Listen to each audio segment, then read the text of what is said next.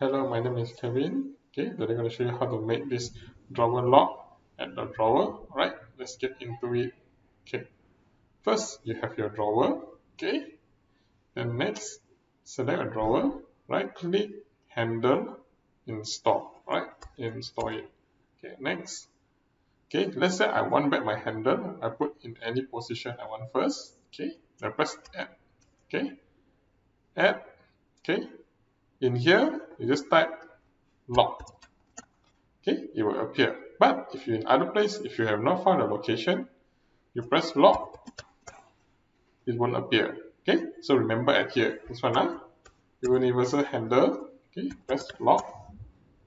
Okay, select it, it will come out. Right.